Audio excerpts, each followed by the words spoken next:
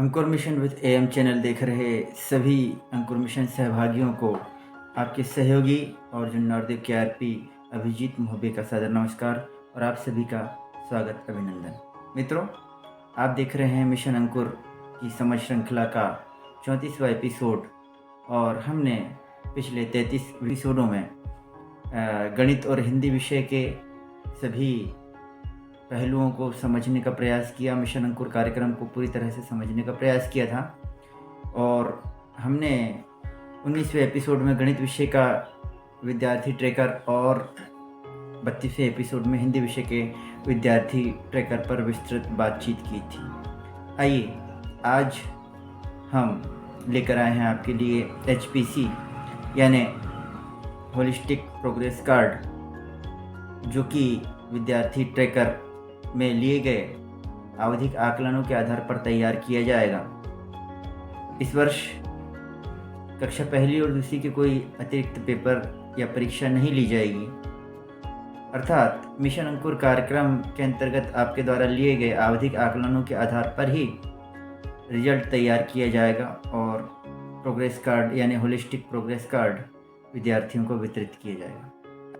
मित्रों, आप सभी की विकासखंड स्तर पर 3 दिवसीय हिंदी और गणित रिफ्रेशर तथा 2 दिवसीय इंग्लिश कुल 5 दिन के प्रशिक्षण कार्यक्रम हो चुका है, जिसमें हिंदी और गणित विषय पर एक बार पूर्व कार्यक्रम को नियोजित करने के लिए आपको कहा गया था और निर्धारित 4 आवधिक आकलनों के आधार पर किस प्रकार आपको HPC तैयार करना है यह बताया गया था। HPC अर्थात समग्र प्रगति पत्रक। तो चलिए अब हम अपनी विषय वस्तु यानी HPC की ओर बढ़ते हैं। मित्रों, आपको ज्ञात है कि कक्षा पहली एवं दूसरी का अलग से कोई मूल्यांकन या परीक्षा नहीं होगी, बल्कि आप लोगों ने जो 12वें, 18वें, 24वें और 30वें और 31वें सप्ताह में जो आवधिक आकलन लिए हैं उन्हीं के आधार पर हमें HPC यानी होलिस्टिक प्रोग्रेस कार्ड को भरना है। तो आइए इसे समझते हैं। आपको स्क्रीन पर हरे और गुलाबी रंग के 2 HPC दिखाई दे रहे होंगे। हरे रंग का कक्षा पहली का तथा गुलाबी रंग का कक्षा दूसरी का HPC होगा। आइए देखते हैं कि अब इसे भरना कैसे है। सबसे पहले हम कक्षा पहली का HPC देखते हैं, जो कि हरे रंग का है। यह HPC 6 पेज का है। इसके पहले पेज में बच्चों की सामान्य जानकारी भरी जाएगी, जो कि आप हर वर्ष प्रगति पत्रक में भरते ही हैं। अब अगले पेज की तरफ बढ़ते हैं। पेज नंबर 2, पेज नंबर 3, 4 और 5 पर क्रमशः चरण 1, चरण 2, चरण 3 और चरण 4 लिखा हुआ है। ये सभी चरण आवधिक आकलन 1, 2, 3 और 4 में बच्चों द्वारा की गई प्रगति को दर्शाते हैं। चरण 1 प्रथम में आवधिक आकलन के लिए जो 12वें सप्ताह में किया गया था उसके आधार पर बच्चे की उपलब्धि का विवरण इस चरण में दिया जाएगा। आइए हम इसे समझने का प्रयास करते हैं। सबसे ऊपर बाईं तरफ आप वह दिनांक डालेंगे जिसमें आपने प्रथम आवधिक आकलन यानी 12वें सप्ताह का आकलन किया था। बच्चे की उपस्थिति यदि नियमित रहती है तो हाँ पर सही का निशान लगाएं, यदि अनियमित है तो नहीं पर टिक लगा दें। अब आगे बढ़ते हैं। प्रत्येक चरण को 4 विकासात्मक लक्ष्य में बांटा गया है।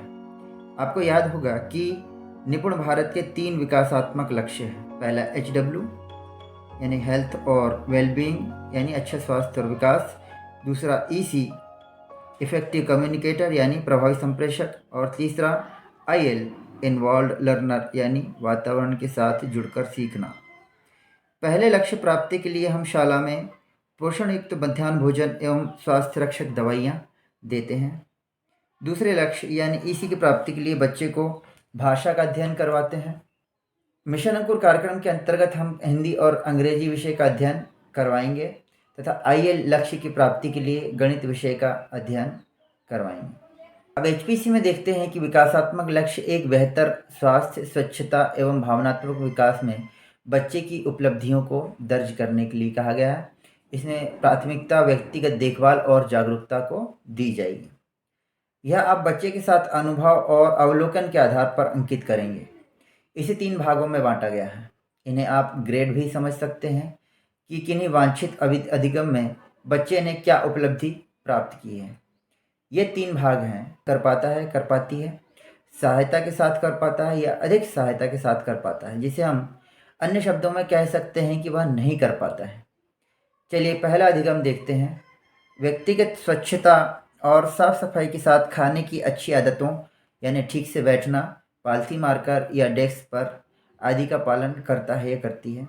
यदि स्वयं कर पाता है तो पहले कॉलम में टिक करेंगे।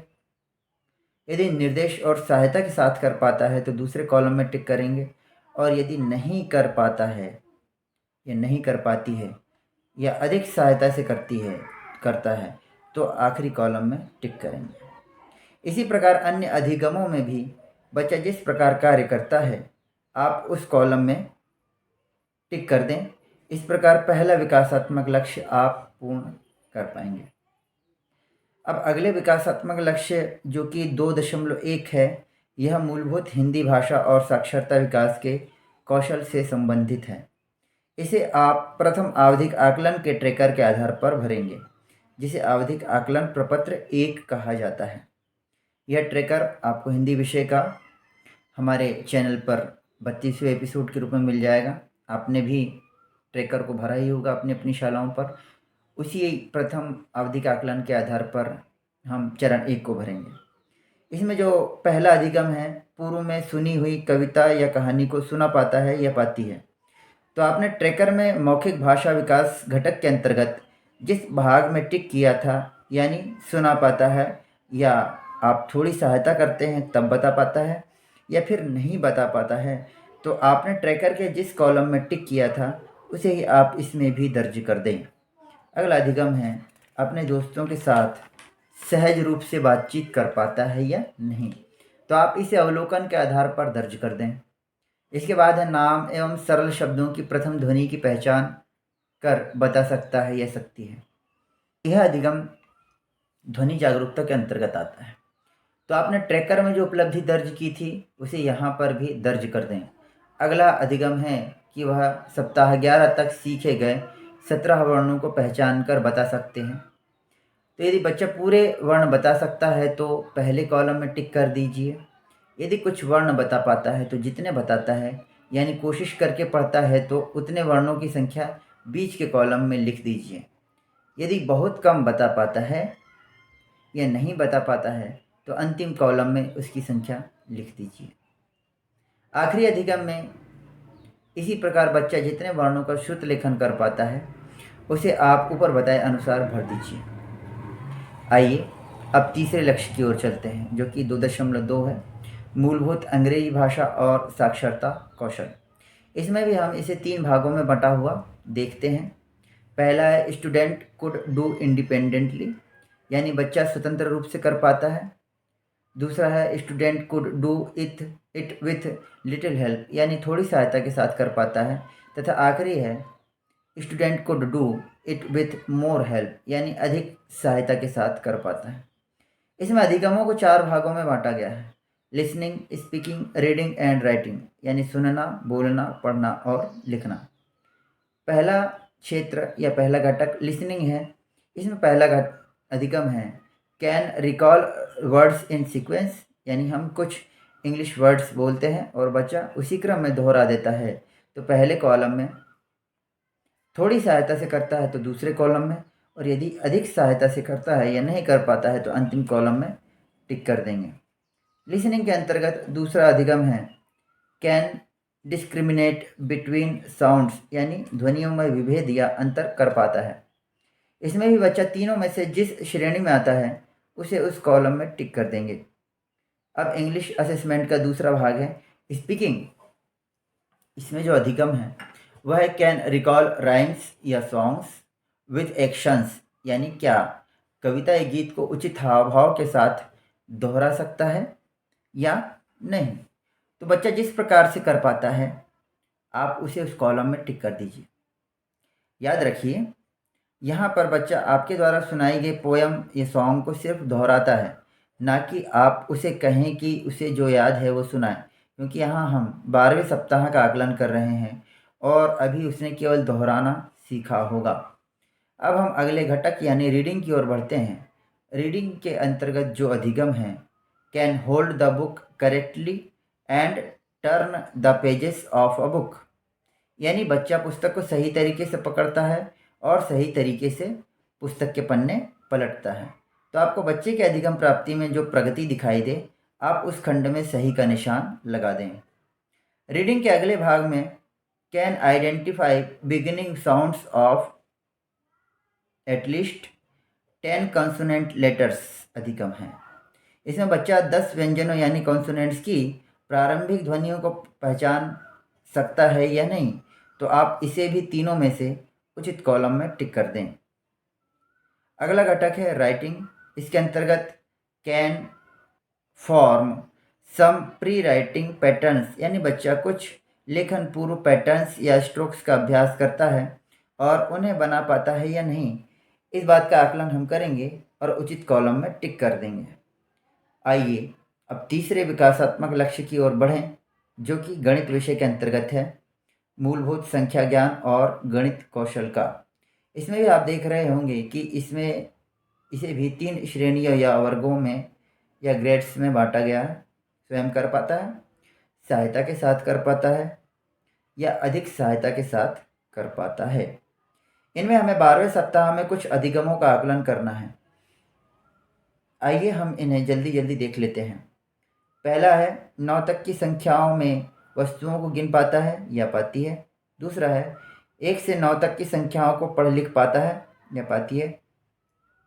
1 से 9 तक की संख्याओं की तुलना बड़ी और छोटी संख्या बता पाता है, पाती है। वस्तुओं की लंबाई और ऊंचाई बता पाता है, पाती है।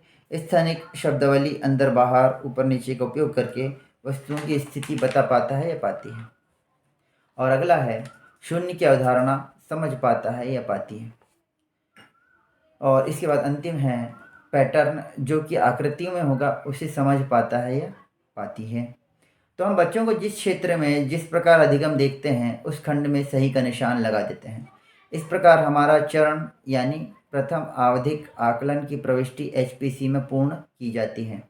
आपको इसी प्रकार चरण 2 यानी 18वें सप्ताह के आकलन, 24वें सप्ताह के आकलन के आधार पर चरण 3 और 30वें या 31वें सप्ताह के आकलन के आधार पर चरण 4 की प्रविष्टि पूर्ण करना है। याद रखिए, HPC यानी होलिस्टिक प्रोग्रेस रिपोर्ट कार्ड भरने के लिए आपको पहले तीनों विषयों के ट्रैकर पूर्ण भरने होंगे। उन्हीं के आधार पर HPC यानी रिजल्ट तैयार किया जाएगा और ये ट्रैकर आपको शिक्षक संदर्शिका और छात्र अभ्यास पुस्तिका की सहायता से प्रत्येक बच्चे का लेना होगा। यदि आपने अपने ट्रैकर्स पूर्ण नहीं किए हैं तो पहले प्रत्येक बच्चे का आकलन आप ट्रैकर में दर्ज कर लें, उसके आधार पर ही आप HPC भर पाएंगे। और हाँ, इसी प्रकार कक्षा दूसरी का HPC जो कि गुलाबी रंग का है, उसे भी आप बताए गए तरीके के अनुसार पूर्ण कर पाएंगे। हो सकता है आप में से कुछ लोगों को अंग्रेजी विषय का ट्रैकर भरने और HPC पूर्ण करने में समस्या आए, क्योंकि आप लोगों का प्रशिक्षण लगभग सत्रांत में हुआ है। तो आप लोग यहाँ अपने विवेक का उपयोग कर ट्रैकर भर लें, चूँकि आप जानते हैं कि उस आकलन के समय बच्चे का स्तर क्या था और कैसा था। तो आप कुछ अनुमान और कुछ अनुभव का उपयोग कर आकलन कार्य संपादित कर लें और इसी आधार पर HPC पूर्ण कर लें। आइए अब HPC के अंतिम या छठे पेज की ओर चलते हैं। इसमें सबसे ऊपर बच्चे की प्रगति के संबंध में शिक्षक की टिप्पणी लिखनी है। इसके सभी चारों चरणों में विकासात्मक लक्ष्य 1 जो कि HW है, तथा विकासात्मक लक्ष्य जिसमें 2 जिसमें हिंदी और अंग्रेजी भाषा है, तथा लक्ष्य 3 जिसमें गणित विषय है। तो आप नीचे दिए गए उदाहरणों की सहायता से उपयुक्त टिप लिख सकते हैं। अगले भाग में आपको पालक की टिप भी इसी में दर्ज करवानी है। तीनों विषयों के चारों चरणों में पालक बच्चों के अपेक्षित कौशलों में वृद्धि देखता है, वहाँ वह टिक लगा दे। और यदि कोई टिप्पणी पालक करना चाहता है तो वो भी नीचे लिख दें या लिखवा लें। अंत में हस्ताक्षर एवं दिनांक डालकर HPC बच्चे अथवा पालक को सौंप दें। तो मित्रों, इस प्रकार हमने HPC भरने की पूरी प्रक्रिया आपको समझाने का प्रयास किया। आशा है कि आपको समझ आया होगा। वीडियो अच्छा लगा हो तो लाइक और शेयर कर दें और चैनल को सब्सक्राइब कर बेल आइकन दबा दें। अब इजाज़त दीजिए। जय निपुण भारत, मिशन अंकुर जिंदाबाद। नमस्कार।